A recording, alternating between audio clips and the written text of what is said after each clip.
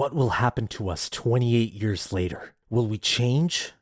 Perhaps we will evolve. The cold hard truth is that we might just stay the same, with only one difference. We'll have big fat hogs. This is 28 years later. That was a fucking weird intro, dude. I mean, hey, it fits the movie, you know. You didn't see me, but it was like the voice you put on was different than any voice you've done for the synopsis. Being like, what happens to us 20? And I like looked at the camera and it's like, I don't like the voice. Yeah, I don't know. It just like I have no reason for why I wrote that besides the fact that the moment I saw. We might have to censor that. I don't want to spoil it for people that haven't seen it because we're still going to do the abridged spoiler-free version. But I think we've all seen, at least in YouTube shorts, there are some penises in this movie, you know. Oh, spoiler alert. Has YouTube shorts been like heavy with that? Yeah, well, yeah, so someone did something where it was like captioned like POV watching 28 years later, and it was a guy just holding like a sock between his legs walking around. like people are making jokes of just like that's what the movie is, just like, you know, there's like one particular penis to look out for. Yeah. Such a chaotic way to start the show. Watching 20 years later with your girlfriend be like, and she's just staring at you in disappointment. Yeah, just looking at you over like, you know. Yeah, it's like Napoleon Dynamite when he can't break the Tupperware or whatever. Yeah, that's the energy, 100%. Yeah, like this is for men out there with their girls. Do not take your girl to see this movie. You know, you're gonna have a complex. Let's just say it's not a date night movie. Okay, well, welcome to Movies That Changed Us. I'm Altaf. And I'm Chris. And if you're listening to this and today, I almost forgot. And today we're going to be talking about how 28 years later changed us. And we have a Patreon, guys. If anyone likes the show and wants to support us, you can go to patreon.com/moviesthatchangedus, where you can get all sorts of exclusive content like early access to videos, ad-free videos. And we also have our new show called Movies That Played Us, where Altaf and I play custom games that are movie-based, where last time we did stuff like, you know, guess the beard, guess the movie tagline, like stuff where it's like, you know, specific to each other, where we play little games. I think I'm going to reveal now what the next game is to Altaf. You think you're going to reveal it? Okay. All right. Oh man, I'm on another dimension right now. But so Altaf, this is a game that's actually trended, so just know I didn't make this up. But the game we're going to play that I made for you is Guess the Movie by the Letterboxd Review. Whoa. Okay. So it's not the star rating. It's a specific written review, right? The star rating will be in there because I screen capped from Letterboxd, but it's the actual like review for it. For a split second, I had the biggest brain fart, and I was like, how am I going to be able to guess by amount of stars it got? Like, I got really upset. I was honestly getting ready That's a stupid idea for a game, Chris. I was getting ready to be a little upset. I'm like, dude, that's way too hard. Yeah, 3.5 stars. What movie is it? Oh no. Okay, well, I'm excited to guess. Downsizing. That's a 3.5 star movie. I mean, man, I almost walked out of that movie. I really didn't like it. Well, I'm excited to play that. Join us over at our Patreon at Movies That Changed Us if you want to check that out. Chris, what art moved you this week? Well, okay, so just to be clear, I know this is a chaotic start, but this episode is probably going to bring in some people that aren't familiar with the show. So should I explain? You're sticking around still. Let me explain the segment. Yeah, so go for it. Before we get into the conversation of 20 years later, and by the way, just for people who are concerned, we're gonna give like a short spoiler-free review and then get into spoilers, and we'll give you a good warning. Each episode, before we get into the main conversation of the movie that we cover, we usually like to ask each other what art moved us that week. So, and that can include like a song, an album. I would say, like, even if you saw like a really cool piece of architecture, you can include that. But mostly we talk about what movies and TV shows we've been watching. So yeah. Yeah. I mean, I think paintings count as art too. So if you want to say that, you know, come on, statues. No, actually, honestly, paintings and books can just fuck off, man. I'm just kidding. Paintings and books can fuck off. That's a t-shirt. People who read and go to museums, losers. Boo.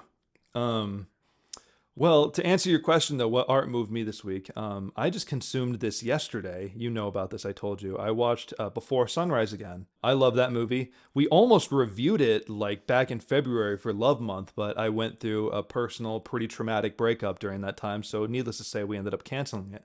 So, it was weird coming back to it because my brain puts that context together of like literally the day before I got dumped, I watched that movie. And so there's just something about it that it's just a weird thing, but it was kind of therapeutic and cathartic to watch it again. Um, I mean, you know, it's a movie that's hard for me to really start about what I really think of it just because I've seen it so many times. Yeah, and we'll do like an episode on it eventually, but yeah, I'll just ask you, how do you look at Sunrise? Because I know some people are like, after watching Sunset, Sunrise just feels like a too cute and a little bit too much of a fantasy. Can you still enjoy Sunrise? Yeah, I mean, it's still, it's so different and unique from like romance movies, and it's funny because the premise is so simple. Like it shouldn't be so different and unique. It's like it's a very true and authentic way to show how two people connect. Just through most of the time is through conversations and sharing each other's worldviews and seeing how you connect with it, or thinking about something in a way you hadn't thought of before, or challenging someone else's views, or playfully teasing each other. You know what I'm saying? Like it does it in such an honest and interesting way. And if it's not a movie that you can just pitch to someone, if you just told someone, oh, you got to watch this movie, it's always like a thing where it's like, it's about two people walking and talking, but the dialogue's really good. Like you got to watch it to get it. Like it's always like that. Unless you're me, because I remember about like within the first year we met, for some reason, even though I was a huge Linklater fan, for some fucking reason, I never even heard about the Before trilogy. And I remember you were just like, oh, yeah, no, it's like the first one is about how they meet, and each movie takes place 9 years afterwards. And yeah, it's really well done. They're just walking around like Europe talking. And when you said that to me, I was just sold. I was just like, are you fucking kidding me? Like, yeah, like, unless you're Altaf, it's a hard sell to people. Yeah. But okay, cool. I'm glad you were able to check it out without it being too traumatic for you. Yeah, no, yeah, it wasn't anything like that. It was just like I said, I've seen this movie several times even before that, so I won't let something like that, what happened to me, be something that's going to take Before Sunrise from me. All right. Anything else? No, I don't have a goofy one this time. For new listeners, I usually have a really, kind of off the wall selection. I think the most recent one was a daddy-daughter trip with Rob Schneider, written and directed by Rob Schneider. And if you haven't heard of it, don't worry. We won't explain it to you. Yeah, just know you can watch the whole movie on YouTube though. So if you were curious about it, wanted to check it out and give it the time of day, I would just look it up on YouTube. You might be asking, with ads. Did this come out like 20 years ago? No, it came out like 2 years ago. Exactly. So it's like really fresh. Kind of went under the radar. Okay, cool. I'm glad our new listeners can be blessed with that movie. John Cleese from the Monty Python is in there. I just want people to know that. Yeah. Yesterday was Sunday and it was my day off, and I was like trying to make sure I had nothing planned and I just wanted to become a couch potato. So I watched I Love You Man, which for some reason I had never seen before, even though like that era of studio comedy with that team is like my bag. Like I love Jason Segel, I love Paul Rudd, I love the Apatow like group of people. And you had told me about this movie before, and it's like, it's basically a rom-com, but about two people becoming male best friends. And Jason Segel plays like a manic pixie dream guy. You know what I mean? Yeah, he puts the man in manic pixie dream. There you go. I thought it was fine. It was more like I appreciate the movie for the simple premise of like a guy's about to get married and realizes he doesn't have enough like male best friends. And I just kind of got like nostalgic about the fact that like, man, there's a time where you could just have that idea and it would make like, and I looked it up, it would make like $95 million at the box office. And guess what? That was probably like a disappointment. They were probably like, oh, why didn't this cross 100? And it's the era when they were falling off. If I Love You Man came out now, we'd be like, and if it made $90 million, we're like, this is Lawrence of Arabia. Like, this is like, We're in such a drought for comedies, but I think what I really want to mention is, so I finish I Love You Man. It's still the middle of the day. I have a few hours before I have to head out for 28 Years Later, my second time watching in theaters. And Paramount Plus, the algorithm just recommends me Hot Rod. I have never seen Hot Rod. Have you seen it? No, I know I know it. I know it's the Lonely Island folks that made it. I don't really know anything about it though. I saw trailers when it was coming out. Probably when did it come out? Like 2007 or something like that? Yeah, I think you nailed it, like 2007. But I'd never seen it. I didn't even know what it was about. I just always knew the poster. The movie is about Andy Samberg's character, and his name is Rod. And his biological dad used to be a stuntman, and he wants to be just like his biological dad. And Okay, yeah.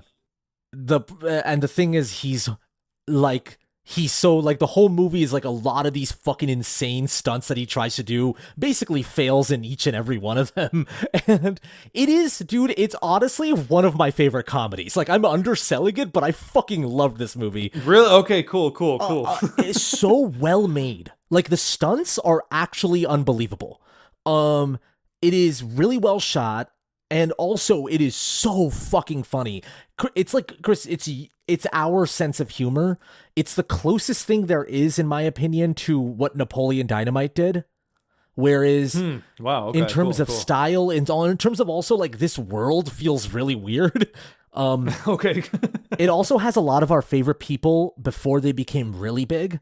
So, like, Bill Hader's in it, Danny McBride's in it. You know what I mean? It just fucking rules. It's so good. Okay, cool. I was gonna say, like, I know people that enjoyed it, but I've never heard anyone hype it up like this. So I'm like, okay, fuck yeah, I'm down to check it out. It flopped like crazy in the box office. Like, it was a huge disappointment. And it took a while for people to warm up to it, because even the critics didn't give it great reviews. And but now it's become like this cult, it's a cult favorite, you know? Okay, cool. All right, well, that's sick, dude. And I also listened to Pearl Jam for the first time, so that was kind of great. Oh yeah, you did, dude. That's right. Okay, so for listeners, he's been texting me about this because, you know, you're spreading your wings a little bit to some 90s music. And you listened to, what was it called? Vitalogy, like their third album. Yeah. When did you listen to that one? A couple weeks ago. Couple weeks ago. Okay, cool. And then just recently, you know, what you're talking about now is you listened to 10, which is their first album, which is like, that's their big mama album. Well, yeah, I listened to, you were just like, okay, you should definitely listen to 10 because that's like their flagship album. And I listened to it and I was like, I've heard like 50% of these songs before, just because like you realize how big that album is by the fact that like you were talking about, you're like, it's like Nevermind, just in the sense of when you listen to it, every song is a single. Yeah, exactly. So I'm really excited for Altaf. I'm pushing. Yeah, I mean, feel free to recommend him more 90s albums, of course. But right now, what I'm pushing for him to listen to are Dirt by Alice in Chains. I'm also pushing for him to listen to Super Unknown by Soundgarden. Those are those are the other ones. But if you have more, by all means, dump them in the comments. Okay, well, Chris, I think it's time we get to it. It's another new movie we're doing. The last new movie we did was Sinners. Usually we ask each other how blank movie changed you, but like Sinners, because we just saw this movie recently, it's a new movie, I have to ask, we've been holding off talking about this movie in terms of like exactly what we think until we got on this podcast. So, Chris, what did you think of 28 Years Later? I really, really, really enjoyed it. I had a lot of fun. It's fucking some really interesting, strange decisions that were made, that it was cool to see a zombie movie that was truly different from other zombie movies, just because we were so like oversaturated and kind of like burnt out of zombie films, especially with Last of Us coming out and obviously Walking Dead just finished. And, you know, there's so much of like apocalypse stuff happening, especially with Fallout. Especially since 28 Days Later. Like, 28 Days Later comes out like, and then I feel like that was very revolutionary, but we've gotten so much zombie stuff since then. Oh, especially between like 2005 to 2007, we were just violently assaulted with zombie movies. That's like when the Zack Snyder Dawn of the Dead came out. Like, a lot of those movies started just kind of flying at us. But so with that being said, this movie had a lot of new ideas, which was really cool. I'm not 100% sure if every single one worked for me personally. There's a couple this might be nitpicking, and we'll get into it more later, when we get into spoily territory. But I do have a couple logic questions in terms of like, little plot holes or things that I feel like I can't tell if the movie deliberately didn't answer or if it just forgot to factor this in. Interesting. Okay, cool. I'm curious. But overall, though, it's a really strong movie. Overall, it was fucking badass, and I was thoroughly entertained and invested in the characters and the whole thing. It's just, you got to go into it knowing this is kind of its own thing and not a continuation of like, the first 28 days later. It has a different set of themes and it's a different type of story. I'm in the same page in terms of I really liked it. I really loved it, actually. I think like if I had to pick a top 5 of 2025 new releases, it's kind of a tie between this and Sinners for me as number 1. Like, I really fucking loved it. And I think I went into this movie and the first like 15 minutes, I was very skeptical. I was like, all right, I don't want to see another movie about like a village that kind of shows you how humans are also just as evil as zombies oh, now we're going to get a father and his son story, and it's like a wolf and his cub going across the mainland. I felt that like when I was watching, I was like, oh no, it's a wolf and cub story. Altaf's going to get all heated over it. Because it's like we found like one story and we were like, for 20 years, we're like, let's just do that now. Like, you know what I mean? But, and I get it. It's because it works. So I understand. But like, I'm kind of sick of it, right? And I love that after and I'm not going to spoil it just yet, but there's a moment in the movie where it switches and I'm like, oh shit. Okay. Now it's exciting. When you realize what this movie is really about, I was elated. I was like, oh my God, I've never seen a zombie movie talk about this specifically in this way. And I'm being vague just to protect people from spoilers, but yeah. Go into this movie as blind as you can if you haven't seen this movie. I know if you're listening to this just to hear our thoughts and you haven't seen the movie yet, just really try to go in as blind as you can. Let's just hit the basics real quick because I want to get into the spoiler conversation as soon as possible, to be honest. But this movie was shot on an iPhone 17, and it's been a big part of like the conversation around this movie. And it's like one of the best looking blockbusters I've seen in a while. Like the landscape shots in this movie, the fact that it's shot on an iPhone, but it's shot with these big establishing wides. And then there's some sequences, man, where I'm like, oh, I don't even know how they shot this. Like, I have no idea how they fucking got this. And, it's Danny Boyle. Dude, but isn't it crazy that like, after all these years, this man's almost 70 and he's still like finding new ways to shoot movies? Yeah. I mean, he's, he always has interesting looking movies, even if something doesn't 100% land in other movies that he's done or whatever, they always have an aesthetic that's very unique to it. Yeah. You want to talk a little bit about like your love for 28 Days Later? I was actually about to get to that. Yeah. Cause, I saw the first 28 Days Later when I was probably about like 7 or 8 years old. No way. That young? Maybe older, maybe like 9 or something like that. But still, it was like elementary school age. Basically, my older sister would go to her boyfriend's house and my parents would make her take me as like, to be kind of frank, I was basically sent as like a human cock block. I didn't really know that, I thought I was just going with them, but as it goes, they basically like set me up on a computer in the same room and were like, we're going to watch an R-rated movie. So don't turn around. Don't watch this, and they put headphones on me and then they had me play like some fucking Alien versus Predator, like gory ass M-rated again. Like, oh, don't watch this movie. This, play this instead. Right. But, right. YouTube people, if you can, you can see me. I was basically sitting like this, headphones. TV was like right here. Like it was just right behind me, right there. So I was able to just mildly turn my head and my peripheral just saw what was going on, hear what was going on in full volume. So I basically saw it that way. And it was fucking terrifying, but it was interesting. And I asked what it was called. I did, like, what are you guys watching? And for some reason, her boyfriend just lied to me. He was like, it's called The Movie. That's what he told me. I don't know why, but I always remember 28 Days Later being subconsciously titled The Movie in my head. Also, I just want to clarify for the audience.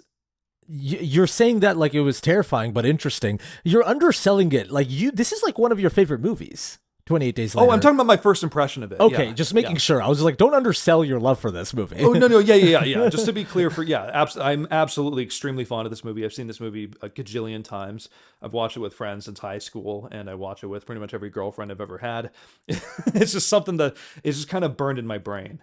I think it still holds up to as a really, really unique zombie movie in terms of like the way they portray. Like there's nothing else like The Infected of the 28 Days Later movies. Even in 28 Weeks Later, which isn't as good as the other ones, the zombies are still fucking scary. So I heard that Danny Boyle directed some, this is a rumor. I don't know how much of this is true, so people can fact check me if they want.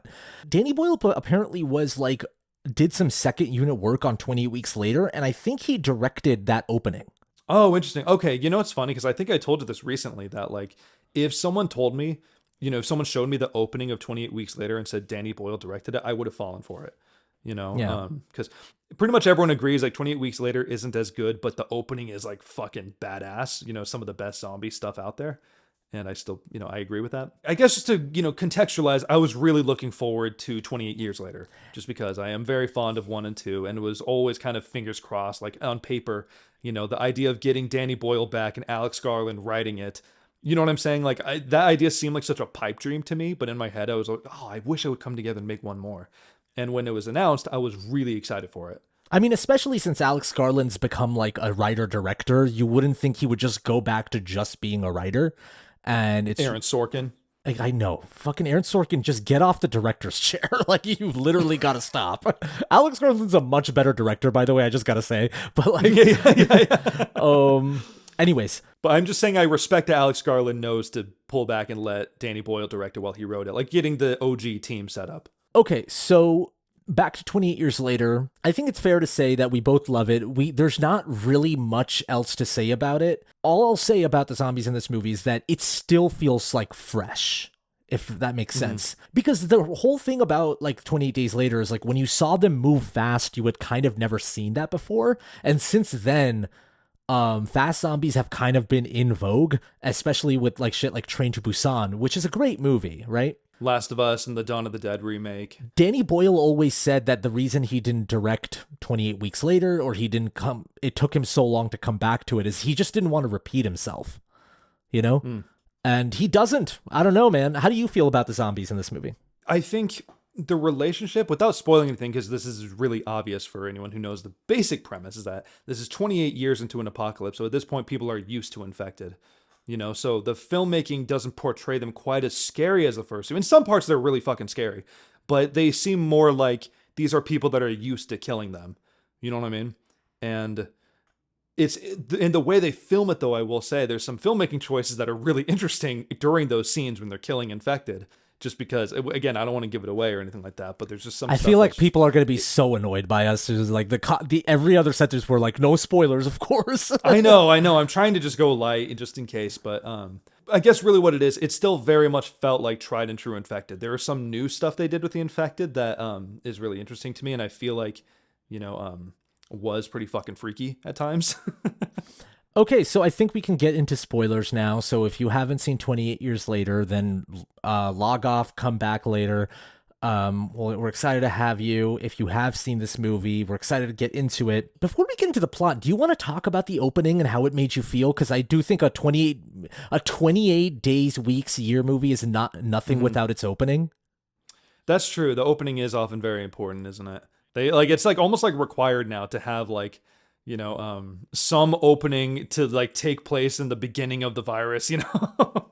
A detail about this movie, that the big theme about this movie that I feel like we can really get into is acknowledging and remembering death, right? Memento Mori, that's a thing that Ralph Fiennes' character later says in the movie. And when he shows up at the third act and he says that, you realize that's what the whole movie's about.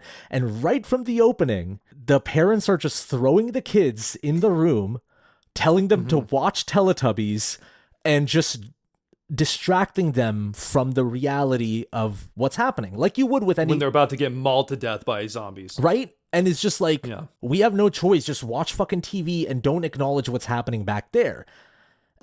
And then when that one kid, Jimmy, runs out and goes to church, his dad is telling him like about death and how his dad is like straight welcoming it.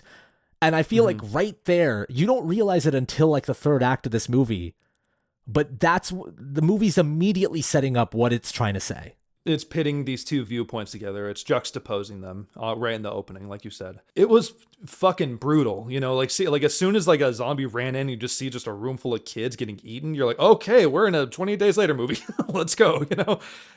I love the way it was filmed though, because there's something about the graininess of it too that like gave it like I felt like the first movie. You know what I mean? Yeah, man. It is. There's this like weird like, you know, the shutter effect that like an iPhone camera can have. You felt it there a little bit, but then also like the colors are so vibrant when it goes outside. Like when it cuts to that like kind of like a drone shot of like the Scottish mainland or whatever, the greens are so fucking green, you know? Yeah, I know. It looks like nature fully took over this land. Yeah, I mean, but yeah, like the juxtaposition of the different worldviews, it is really interesting, you know, and it's very much a coming of age story, obviously, but using death as, it's almost like reminding me, this is like a really weird pull, so forgive me, but it reminded me of like Harry Potter a little bit. You know, there's always something like, I feel like the overall theme of the Harry Potter books and movies are death, right?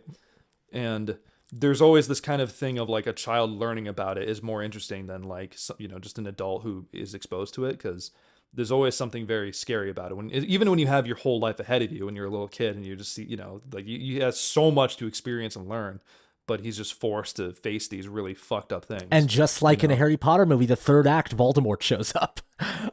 Exactly. And Voldemort is a character, I mean, you know, who goes to crazy lengths to avoid death, you know? Yeah, oh, I was speaking of Ralph Fiennes, but sure. Yeah. Oh, yeah. I thought you were talking about in Harry Potter. Well, that's what I was saying. Like Ralph Fiennes shows up at the third act.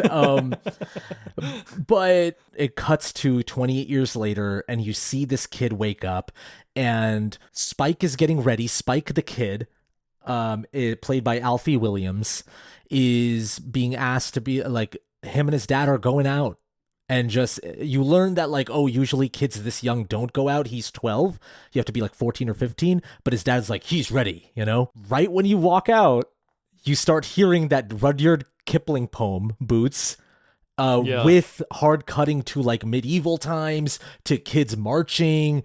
And it's, I think the thing about this movie, that's when I was like really getting fucking pumped. Because it both had that thing where I'm like, we're in a fucking Danny Boyle movie. Like, and the thing I like about Danny Boyle movies is that Danny Boyle movies, the ones that like are like Train Spotting or 28 Days, they feel like they're about to explode because of the ideas they have. You know what I mean? Mm-hmm. It's like they're sizzling in a way, and I like that. So I looked into that poem that is being like recited, the boots, boots, boots, boots, moving up and down again. That poem, and going back to that footage of medieval times with the bows and arrows, then hard cutting to that like sonar red footage of the zombies.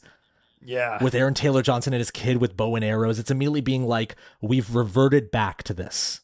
Like to a very primitive state.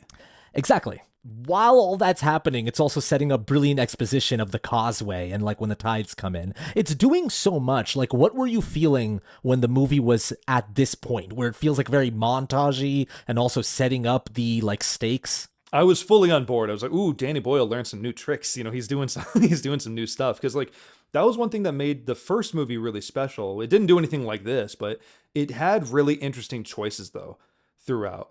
You know, I always loved the little touches that he put in the first movie of like the world when it would cut to like wides of them traveling. You'll see like a dead body in the corner, or you know what I'm saying? Or when it cuts to like the building exploding, you'll always see it from these really weird perspectives. You know, he always liked to kind of add these little flares to it. It's always more than just what you see, you know? Oh, I mean, the shot that I think about from 28 Days is like when he's exiting the hospital and he tries the phone lines, but none of them are working. And there's that one shot of like 5 phones kind of dangling, you know, while he's walking away. There's something so like eerie about that. Oh, even the DVD main menu of 28 Days Later is eerie. I don't know. Did I ever show it to you? No. All it is just a wide shot of like the ground in like London, and it's dead silent. You just see like a single newspaper just lightly kind of blowing back and forth a little bit. Yeah. And there's no music or anything. I think it's just super quiet. But then occasionally you just see one shot with no sound. You just see visibly like a zombie running, and then it just cuts right back to silently, you know, the newspaper. Then another shot of a zombie running. while you're making your selections. But A big thing with so point is though. yes. Okay, go ahead. No, I was just about to move on with the movie, but yeah, sorry. I was just say like, going back to this movie, same deal. I started feeling pumped as soon as they're going out, just because I was like, oh shit, we're watching a Danny Boyle movie, which is cool because, not a lot of directors have that where you feel that as soon as their choices start kicking in. I mean, most directors, auteurs have that, right? Well, yeah. I'm just not a lot. I'm just saying that, like, a general movie you go and you don't get pumped for the director unless it's like these certain, really good ones. That's true.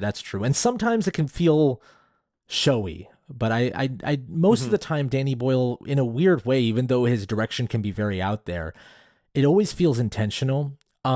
It's like what Baz Luhrmann wants to be. Yeah, fuck. I really don't like Baz Luhrmann. Dude, imagine Baz Luhrmann directing 28 Days Later. We don't have that much time to record this podcast, man. We can't be getting into this tangent. Oh, don't worry. I'll let your imaginations do the work for me. God, Elvis is so bad. Like, I still can't imagine. There are people that walked out of that movie and being like, wow, that was really moving. And I'm like, how? It's unwatchable. Like, how are you not laughing the entire time Tom Hanks opened his mouth? You're right. We don't have a lot of time, but I agree. The one thing that you and I do share is that we both don't like Baz Luhrmann. Yeah. That's one thing we can agree on. I mean, if people like Baz Luhrmann, power to you. I mean, dude, his movies do really well, and he has fans. Like, that's the thing. Like, people go see his movies. Yeah, exactly. There are people who love Romeo and Juliet, and you and I watched that movie, and it's unwatchable to us. Like, it's like annoying to watch. I have a negative experience watching the '90s Romeo and Juliet. Yeah, I almost want to take a break from movies when I watch that movie. Okay, so what did you think of the zombies? Like, because I want to, like, I know I asked you this in the spoiler-free section, but now let's get into it. It's been 28 years, and the big idea with this movie is that they've evolved. And so they are not the rage virus zombies that, like, we knew from weeks or days. They are their own species. That's, like, the big thing with this movie. What did you think of that? Yeah, I mean, to me, it only made sense, because I think, like, it's... Especially, I can imagine being Danny Boyle being like, okay, well, the running zombies was kind of a breath of fresh air when this movie came out. I'm sure they weren't the first people to do it, but it was one of the movies that popularized the running zombie. 100%. And so I can imagine where it's like, okay, if I do a new movie, now it's going to just blend in with the rest of them, so let's do something kind of new and interesting.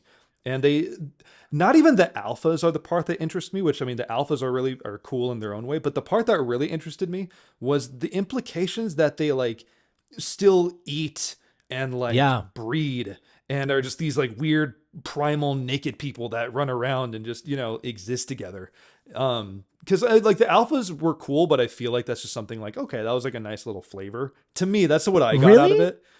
It was the chase scene. The chase scene was really fucking scary. I agree on that. Yeah, part, I feel like you didn't. Yeah, I think you and I are kind of gonna bump heads a little bit on that stuff. Maybe a little bit. Yeah. Okay. Go ahead. Sorry, I didn't want to interrupt you. But the part, like I said, the stuff that was new, and especially later when that pregnant zombie was giving birth and it acts kind of docile for like a little bit, because it's giving birth, like that stuff interested me. When you feel the humanity still in them, there were always touches of that throughout. I mean, I remember people theorizing the first movie that the first zombie you see, which is the priest that comes out, there are people in the comments that theorize that he was trying not to eat Jim for a little bit because he was like waving his hand to get away and doesn't immediately like run straight for him to attack him. He's like crawling slowly and almost like saying like, get the fuck away from me kind of thing. Mm-hmm, yeah. So I just like that this movie kind of continued that, those little spots of humanity.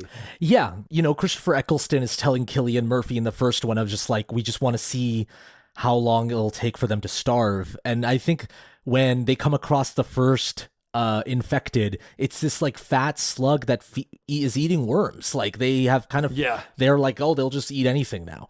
And then there's these evolved species that have just done their own thing. They're hunting and gathering like we used to in our primitive days or whatever, right? It's really obvious, but it's just like life has gone on.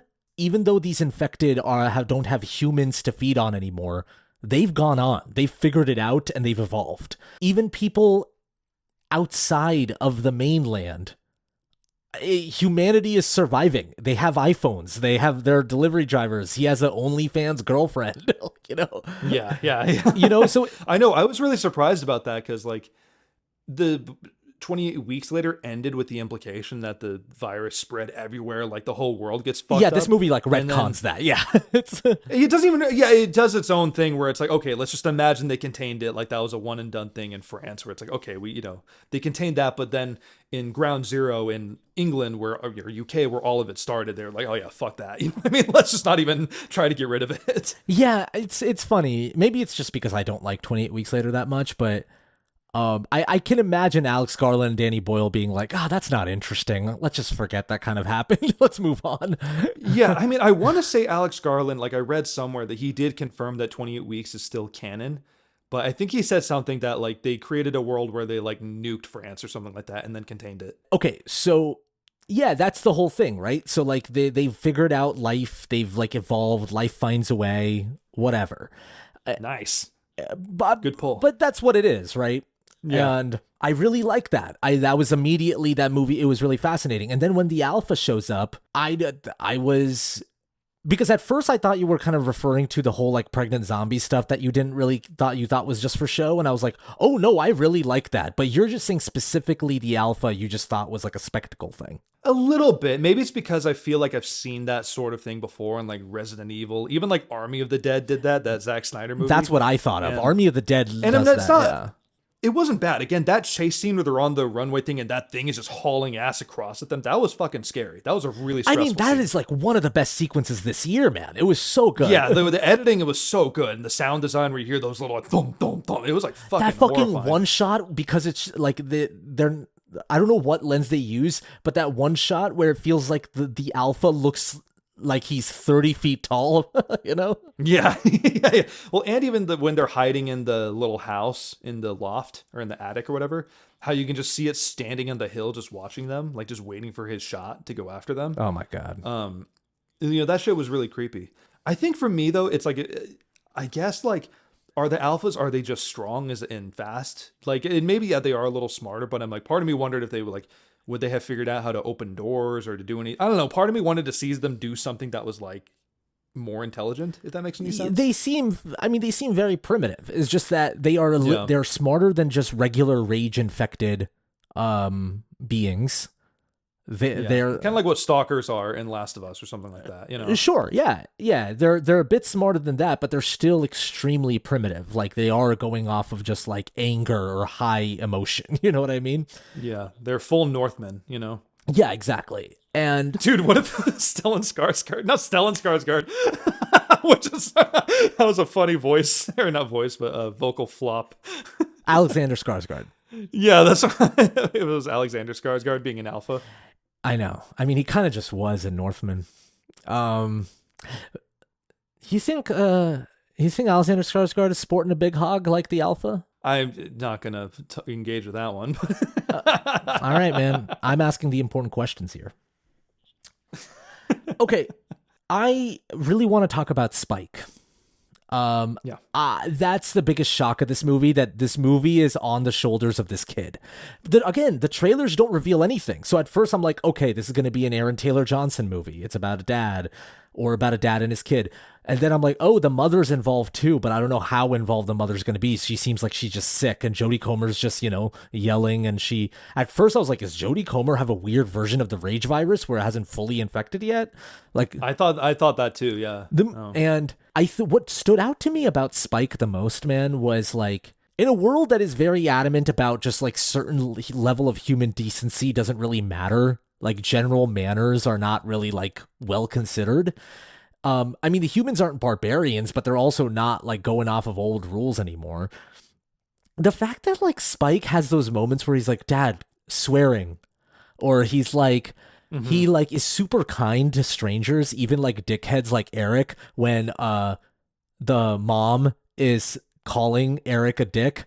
And he's like, Mom, he saved our lives. Like, I'm sorry. And like when they meet Ray Fiennes, he's all like, sir. And even Ray Fiennes is like, wow, great manners.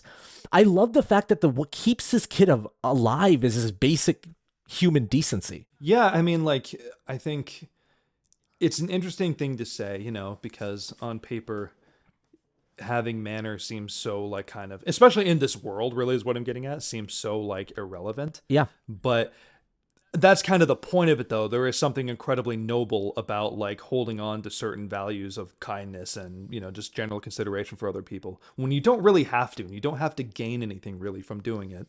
Yeah, Spike was great. You know, the what's his name? The actor? Alfie Williams. So good. He was so good in this role. It was crazy. Kind of unbelievable. There is just something about like when he takes his mom out, right? And his mom is just asking him simple questions. It's like, is your dad silly with you? Because now he's had this like fraught relationship with his dad because he thinks he's like, my dad's a liar. He didn't tell me that there was a doctor that they hear about. A question that like is so important to her. Like that is like an important thing for the mom to be like, I know your dad's like obsessed with survival, but does he care about that part of your life? Yeah, which is, I think, you know, even outside of the apocalypse, I think a lot of sons have, you know, I'm sure most of us dudes have some sort of like emotional connection to that sort of thing when it comes to our relationship with our fathers. You know what I mean? Of like, what sides of your dad does he show you, you know? There's moments, I think we've talked about in this podcast, where you're like, huh, my dad's a person and he kind of lied. Like, you know what I mean? Mm-hmm. Oh. Yeah, when the first time you clock your parents' imperfections. Yeah, exactly. And you don't know how to feel. It's like kind of heartbreaking. You know what I mean? And to Alfie, it happens like when he just literally sees his dad going down on a woman that is not his mom. It's like fucking horrifying. It's that feeling of just like my life is falling, my worldview is falling apart because I'm now seeing my parents' imperfection, you know? Mm-hmm. Yeah. I mean, it has all the beats of like a very classic coming of age story, which is interesting because they did it really well. It was especially like you said in the second half, once Ralph Fiennes comes into the picture, when it really gets kind of weird and like, you know, when he has this whole temple of bones and all this stuff, I was really into it. Oh yeah. Let's slow down. Like, you know, so when the trailer of this movie came out and I saw fucking Ralph Fiennes show up, I was like, Jesus Christ, looks insane. Because in the trailer, I'm like, he looks bloody and yoked. This is all I want. Yeah, I know him in an apocalypse zombie movie. And his character was different. Are we getting to Ralph Fiennes? Are we talking about it? Did I crack open the can of worms, or do you want to wrap up our thoughts? I want to talk about like Spike and his mom a little bit more. Another scene that moved me is Jodie Comer. I think is fantastic in this movie. By the way, yeah, she's great. She's so moving to me. Everyone's great in this movie. Again, this constant feeling of like what lives on and how you remember life and how you remember death. When Spike and the mom are kind of walking through the field, they come across this statue of the angel, and she starts talking about it. It's just like, Dad, and she's calling her son Dad. She's completely out of it. And she's like, Dad, do you remember you told me it's like the Stonehenge, that the statue would live on forever, and because of that you could look at it and see the future. That moment, the first time I watched it, just made me cry. Just like, because really? I thought a lot about just art and its role in our lives, and there is this like time capsule nature to art. But something I think about a lot is like when you watch an old movie and you think about everyone you're watching is dead, and they don't know that a guy from 2025 is going to be in his room and is going to turn on the Criterion channel and is going to like put on that movie and record ourselves talking about the movie. Yeah, right? Like they don't know that. But I'm watching Philadelphia Story. I'm watching Cary Grant be funny, you know? Mm-hmm. And you're still moved by that to this day. It still has some sort of effect on you in your life. But something I don't think about is that the art that is made now is in a weird way a glimpse to the future, because someone 20 years from now could be watching it. You know what I mean? Yeah, I mean, well, there's something interesting the movie has to say about, obviously, with what art is, like you said, and also I would argue, like, it would say, you know, people have that effect too. You know what I mean? Like, the people you affect live on after you, presumably, you know, whether it's kids or people, you know, if you die before them or whatever, and the impact you have on them might have a bigger ripple effect outside of you than you might think, you know? And it's very much about life in general too, and I think that's what's kind of powerful about kind of what you mentioned of like Spike having good manners, of being kind to people. Yeah, maybe it's inconsequential, like I said, just to be polite to people, whatever, but people will always think about Spike as like, oh, that kid was a beacon of niceness. You know what I mean? Like later on, even if they never see Spike again. No, but it is because Spike is that way. It's because of that he has the courage to take his mom out to the mainland and to visit the doctor that everyone's like, that doctor's odd, Yeah. Yeah. By the way, when the old guy Sam is like, Dr. Kelson is odd, and does that hard cut to like a bald guy carrying the logs, I'm like, that's Ray Fiennes. Like, I was just yay. Anyways, there's also this commentary on like what kind of lives beyond rage, and that is sure Spike's like human decency and also just motherly instincts. The fact that like she's so out of it, but even when Spike is sleeping, she bashes that infected's head in. And I couldn't. Yeah, that took me a second. And I couldn't tell if she didn't remember it, or if she was just not trying to tell Spike to kind of protect him a little bit. I mean, yeah, that was one thing that I had a question about too, like in the sense of like, yeah, okay. I thought she was out of it for a second. That's why, kind of like what you mentioned earlier, I thought she had some sort of weird half infection, like, like in 28 Weeks Later, where people were kind of immune, but not really, And the movie's definitely trying to trick you in that sense, I feel like, yeah. Yeah, it was raising that question of like what is going on with her. But that's what you mentioned is an interesting way to do it, or to interpret it, because that was almost a criticism for me. I'm like, are they going to address that later? Was that just like a weird thing that happened that we just won't really talk about?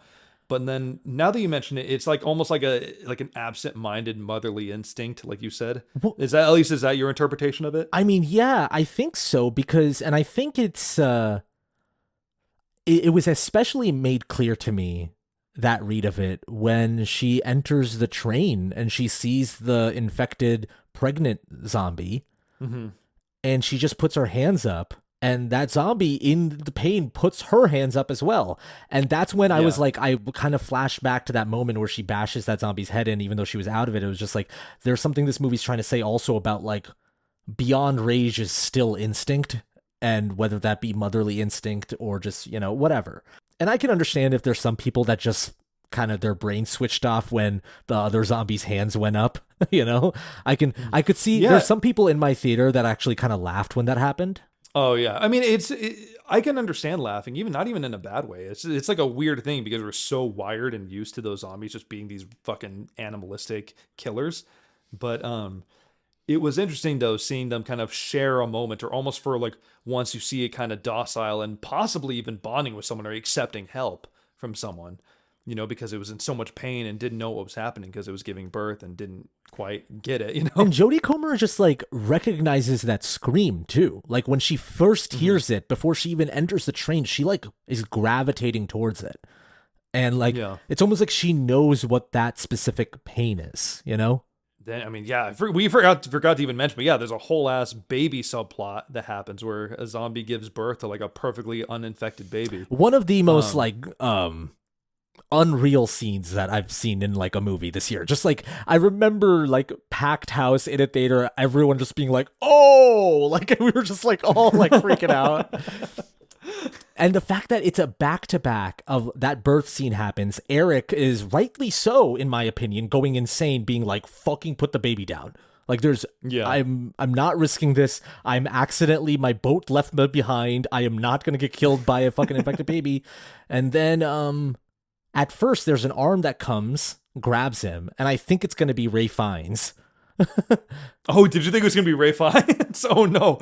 And it's the Alpha, and there's a guy next to me. The first time I watched this movie in theaters, the guy next to me was whispering to his friend, "Is like, shit, that guy looks like Jason Momoa."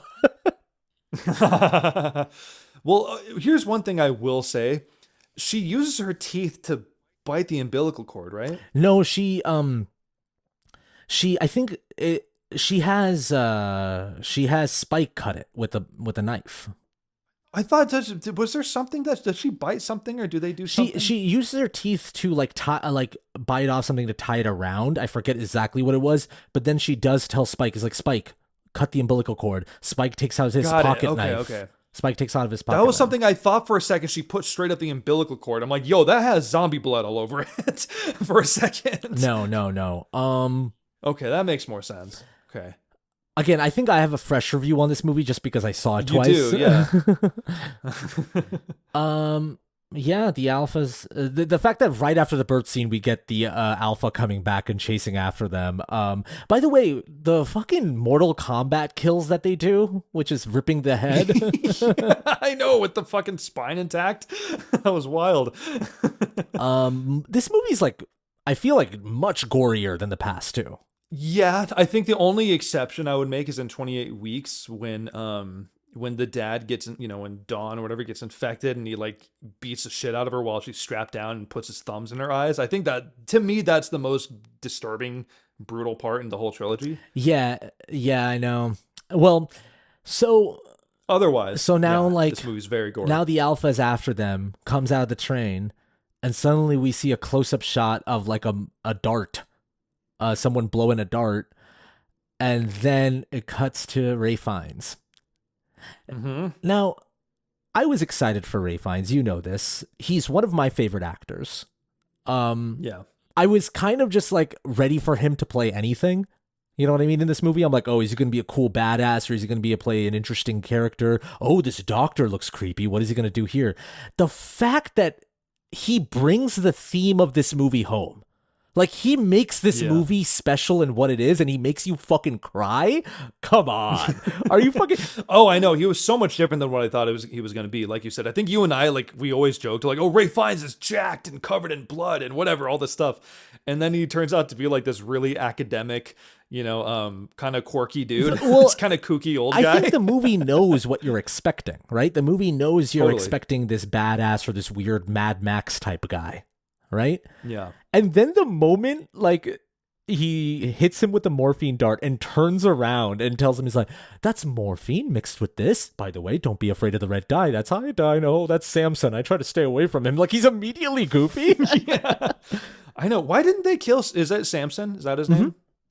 Why didn't they just kill him when they had the chance to? Okay, so I saw this movie with one of my roommates, again, last night. She was asking the same question. So my theory is that basically, he sees Eric's head that Samson's holding. He's like, I'm going to take this. Takes Spike, his mom, the baby, to the bone temple. These, like, pile of skulls. He gets all excited when Spike is like, what is this? And he's like, I've been waiting 13 years for someone to ask me this. And relays the theme of Memento Mori. He's like, do you know what Memento Mori is? And he's, ironically enough, it's a dead language. It's Latin. But he says, remember death. And you realize that this guy has found this purpose in building this monument of death, and us not... I don't think this guy's interested in killing. I think he's interested in preserving death, but he's not interested in taking life. And so I feel like he's a collector. I think he's someone that is just like, my purpose in life is not to be a survivor and kill these zombies. My purpose is to be like, let me make sure to be the one that creates this. Whoa. Let me be. Sorry. Yes. Just to acknowledge really quickly, I knocked a water bottle off. But let me be the one that kind of creates this art piece for death.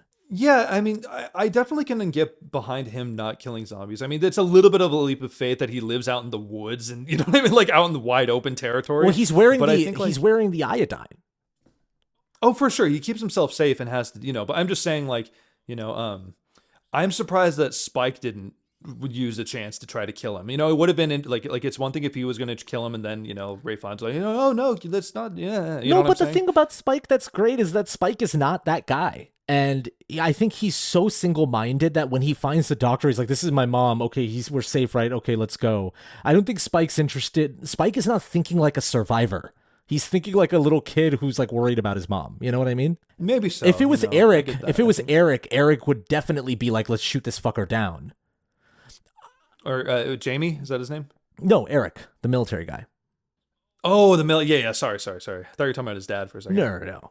Another thing that's surprising about this movie is how quickly the dad is sidelined in this movie. It's really interesting. Yeah, he's only in like the first 45 minutes or something. But I might be biased. I really like this movie, and I like how fucking weird it is. And so maybe I'm reaching for straws here, but that was kind of my read on it. I don't think so. I think like, you know, I can't tell. That's the part I'm having trouble getting a read on is like, are these like deliberate things that the movie doesn't want you to overthink and just kind of go with the experience? Or are these things that are kind of overlooked? You know what I mean? And I haven't quite figured that out yet, you know? Yeah. Maybe, who knows? Because I'm not trying to yuck anyone's yum. That's why I'm asking these questions. I'm just curious if there is an answer. You know, I don't think you're the only one that's asking these questions too. There's a lot of people that like this movie, but I've also read reviews that are kind of saying exactly what you have. Mm-hmm. But so you're not alone on this, I'm sure. There's probably a lot of people in our audience that think the same way. I think I was so moved by the themes that like, I didn't give a shit about any of the plot holes. They felt so small to me that like it didn't cross my mind. And I think I agree with you on that. They are very small. And I'm not saying I'm a better movie watcher or than you are or anything. All I am saying though is that I'm someone that if I get moved by something emotionally, I tend to forgive a lot. You're like that in real life as a person too, you know?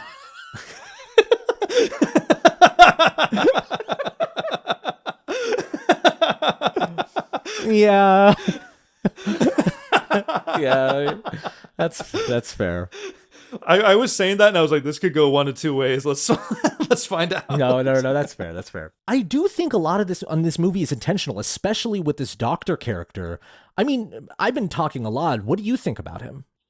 Dude, yeah, Ralph Fiennes, his dialogue is so good. His dialogue isn't as fresh in my memory as it is yours, but I do remember the feelings that it gave me, you know?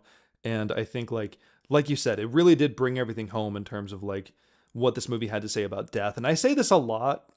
Maybe I've said it off mic more than I have on mic, but I feel like filmmakers end up getting to that movie where they end up confronting their own mortality in some sort of way. Like almost every big like auteur filmmaker has that face. Yes. Who's been doing it for a long time. By the time the filmmaker gets older, they release some sort of movie. You know, Scorsese is probably Irishman. That's probably his big one that does that. I haven't seen Irishman, but that's what everyone said about it. I would say Tarantino with Once Upon a Time in Hollywood, and I would say for Danny Boyle, this might be the one too. You know, this one's very much about the accepting of life and death and what can bring you comfort in death too, as it approaches, as its inevitability. You know, everyone is going to die. Everyone you've ever met is a walking person that will eventually die in some capacity or another.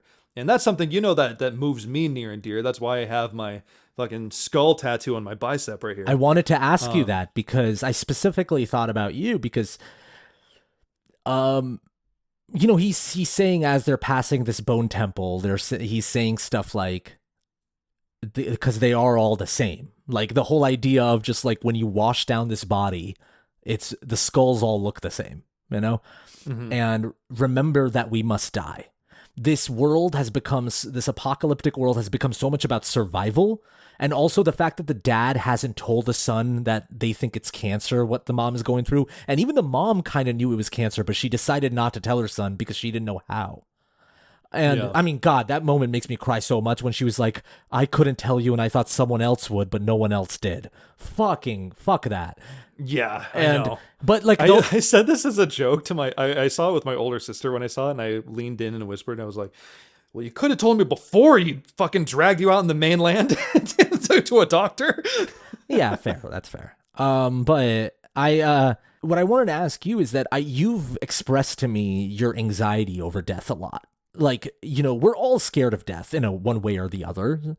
But I think you're someone that is a super practical person. Like, you're someone that is very, like, rational and, like, logics things out. And I think the one thing that you are, like, genuinely just scared of is, like, death. This movie is talking about confronting it. It's like, this is, no, remember you must die. And in a way that gives you hope. How does that make you feel specifically? Yeah, I mean, it's funny you say that, like, because I consider, because I'm quote unquote like rational or logical, that's why death freaks me out. Mm-hmm. You know what I'm saying?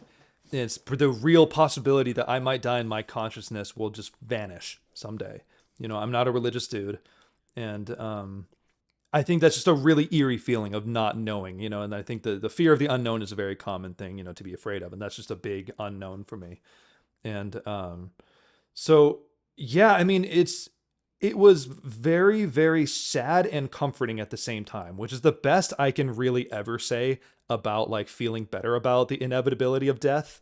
You know what I mean? It's like, it makes me feel sad, but also comforted at the same time. Mainly, about the possibility of just, kind of like the cliche of like live your life to the fullest and just really acknowledge what is here now, because it's so inevitable that the best thing you can do is to just be good to other people and acknowledge the ripple effect that you're going to have on other people. And that's kind of your own way of living on. The remembrance and acknowledgement of death is so we can like actually preserve humanity. Yeah, like they need to coexist in order for you to be kind of your fullest self. And I think that's just universal with all kind of, weird things that we're afraid of. It's like, this is kind of a side point, but I remember I had a conversation because how people say a lot. Like, I was going to make a joke. Horror. I was just like, what fucking, I promise I was going to joke about this, but I was like, what fucking Baldur's Gate character did this make you think of?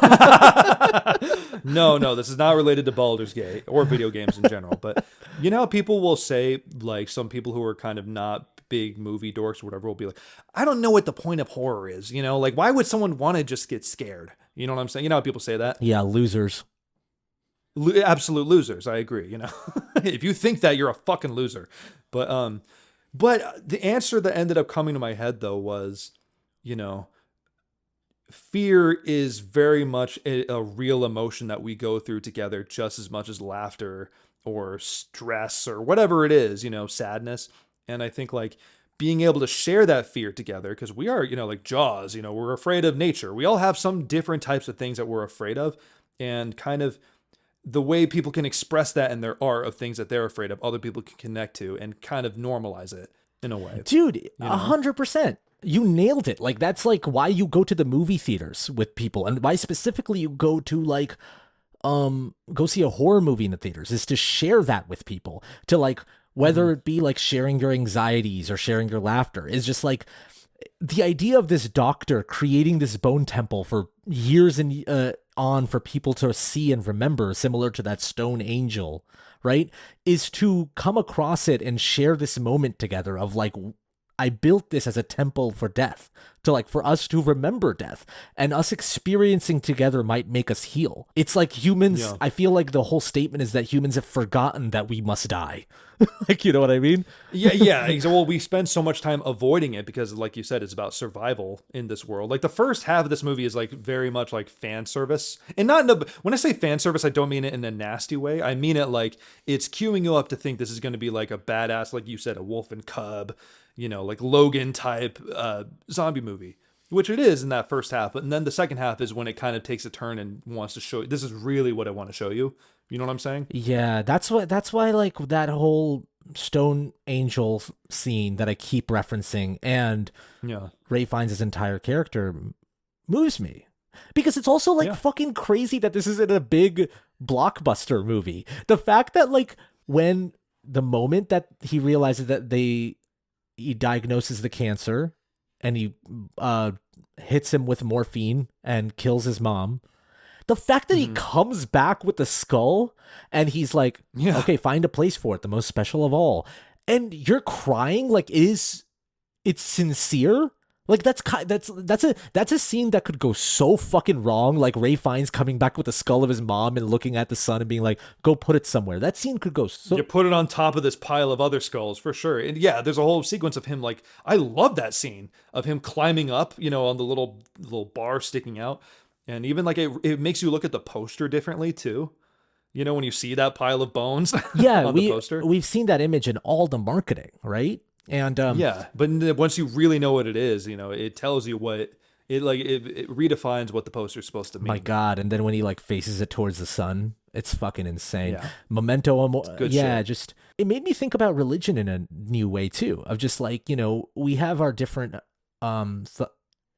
thought process on religion, but this movie kind of confronts something too of just like why people go towards religion. The main idea behind religion is figuring out death. Like, I mean, that is like the biggest thing. I know. I mean, the opening I've of heard the people joke about that. The opening of the movie of Jimmy's dad kind of being like, son, no, this is a blessing. We will ascend, you know? It's like, that's how his dad is like reckoning with what's happening, you know? And he passes that on to Jimmy. What was the joke that you were going to talk about, by the way? I talked over that. Oh, I was going to say, I think it was like a comedian or someone joke about that when it comes to like, as long as people are afraid of death, religion will always exist. When, you know, when it comes to like people arguing about atheism, wanting to get rid of religion or any of that stuff, it's like atheism cannot get rid of religion. You know, whatever it is, whatever religion is right out there, outside of all that stuff, you know, religion's going to stick around for as long as we don't know what happens after we die. I got a text that just said from my roommate who had seen 28 Years Later from me. I think she heard our conversation. She just texted me, fuck, the beginning was Jimmy. I was like, that's kind of funny. Why did you just thought it was just some random opening? That's kind of great. Doesn't Jimmy have like, isn't he wearing something that, like, you remember the movie better, but he was wearing something that was like a necklace or something like that was in the beginning of the movie too, right? So the dad, before he died, was like, take this, son, and gives him the cross. That's right. Yeah, it was like was it just an upside down cross or was it a normal cross? Upside down. And Jim, when after Jimmy's crew kills the zombies, they cut back to Jimmy and they show a close up of that cross. What did you like? So like the movie ends with him taking the baby home and deciding, I'm going to be a lone wolf. I'm going to go walk the land, you know? Yeah. What did you think of, before we get to the coda of this movie with Jimmy, what did you like, basically ending thoughts, overall thoughts about this movie? Because I am kind of surprised that you're a little bit more low key about this movie than me. Like, I walked out both times and being like, this might be my favorite movie this year. And I feel like you have a lot more like, it's okay, you know? No, I'm absorbing it still, to be honest. I don't think it's just okay, you know, but I just have like some questions about it in terms of consistency where I'm trying to unpack, like, do I need to just ignore that part? Or, you know, it's like, I get in battles with myself about that stuff sometimes. You know, like, I don't like always being told like, oh, well, don't overthink it because it's a movie. You know, like, for me, I'm always like, no, but like, I appreciate movies more when they think of these things. You know what I mean? I agree with you. I hate it when people like are justify certain like failure points of a movie by saying it's just a movie, bro. Like, calm down. Because I feel like that's a cop out. What I believe though, if you were really moved by it, then plot holes don't matter, in my opinion. Like, and that's, I'm basing it off of like someone's specific experience, not an overall. If I was a movie critic, I wouldn't say that. But I'm talking about my personal experience. I think the reason why those tiny moments I don't give a shit about personally is because the movie, like, throughout its entire runtime, really moved me, you know? Yeah. Whether I was like excited and entertained or if I was like emotionally taken by it. I mean, I like the first time I watched it, I cried at 2 different points, man. And I didn't expect that, you know? So I guess that's why for me. And I'm not trying to take away from your experience is all I'm saying, you know? No, totally. And I'm not trying to take away from yours either, to be clear. Like, you know, I can also be guilty of that too. You know, when it comes like forgiving a lot of whatever plot holes or, you know, logic, because no movie's perfect. All of that is so subjective. Right? You know, like, we can all pick apart whether or not this would really happen or this wouldn't, or why would they do this, but this worked, you know, and like, I don't even really feel like getting fully into it. I guess these are just questions that I have that I'm curious about, but I'm open to them being answered, if that makes any sense, you know? Yeah, and I think the difference between you and me is at least with this movie, not overall, is that I don't really care. Like, I don't think in my opinion, I don't really need them to be answered. And if they are, that's awesome. Like, if in Bone Temple, the next one, there's all these like small questions are answered, that'd be like amazing, you know? Yeah, because like, I think of like, you know, when people like pick apart like Batman v Superman or certain things of like, oh, they wouldn't do this. Why did they, you know, this never came back or whatever. I'm like, if we're going to pick that apart relentlessly, you know, I'm like, we obviously have something in us to like notice like logic gaps. For me, again, if Batman vs Superman moved me emotionally, then I wouldn't give a shit about the plot holes.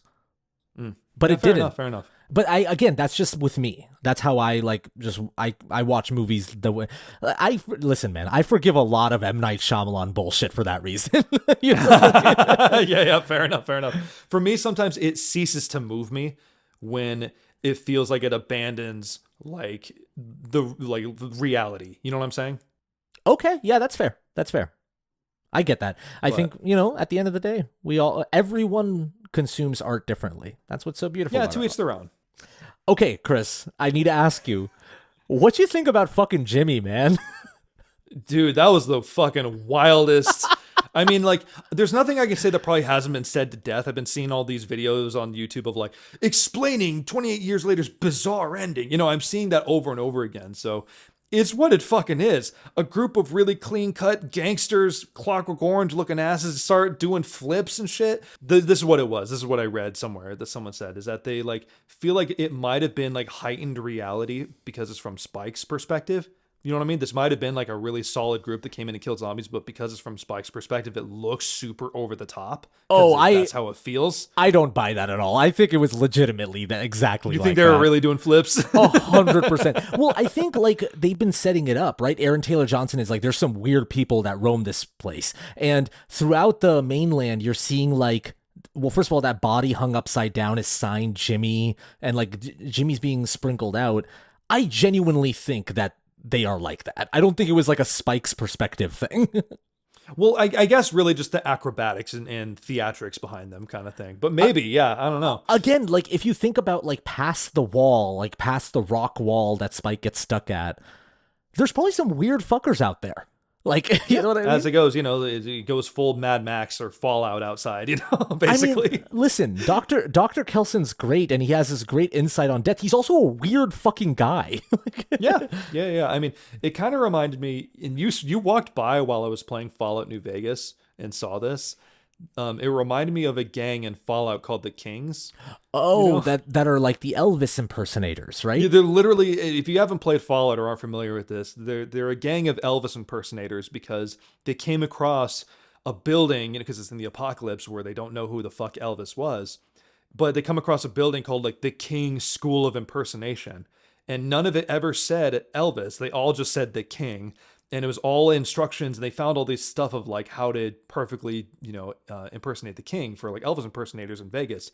And so the gang interpreted that as he must have been the coolest of the cool. Everyone just wanted to be like him, they found things of how to live by how he lived and all this stuff. And so the king, their leader, dresses in full old school Elvis with the tassels and shit, and all the other random gang members are Jailhouse Rock Elvis with stripes and tight white shirts and stuff. Right. And so point is though, yeah, that's kind of what the Jimmy gang reminds me of.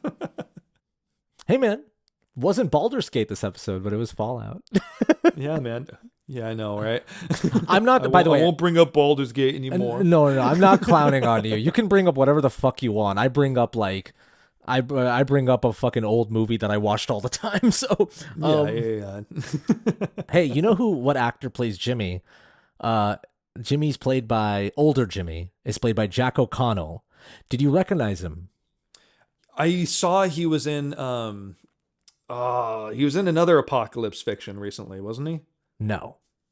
Really wasn't? What was he in? He was in Sinners. Oh, well, I mean, close enough to apocalypse fiction. That's what it is. It's not apocalypse, but another monster movie. It's fiction. Well, another monster movie of sorts. That's all. Yeah, but it's not apocalypse at all. I'm just saying, where my brain goes when I thought about it. No, sure. If you said oh yeah, close enough to genre, but you were close enough to apocalypse fiction, I'm no. Yeah, fair enough. Yeah. I'm just trying to kind of breeze by. I'm okay, I see where my brain connected the dots on that. Yeah, no, I'm zombies, vampires. I'm kind of doing the McLovin thing to you right now. You can't park in Staff. Yeah, why would you park in Staff? You're not Staff. Yeah.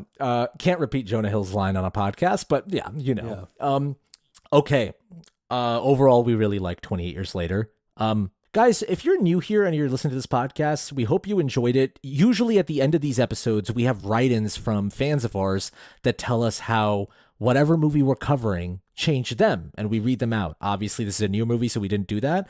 But subscribe to this channel to get notified what next movie we're covering in and where you can write us in to talk about how that movie changed you. You know, we've done some great episodes on recently Terminator 2, Who Framed Roger Rabbit, Jaws, like classic movies. So, you know, I hope you join and have fun listening to us chat about movies.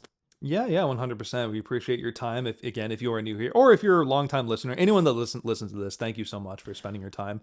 We're gonna move on to the Patreon now, where you're gonna guess the movie based on the Letterboxd review. We include teasers of our other Patreon exclusive. We put like the first half or so of the episodes on our YouTube channel. So if you're curious and want to get a taste for it, we do recommend that if you want to do it. But we'd love to have you on the Patreon. Head over to our Patreon at Movies That Changed Us.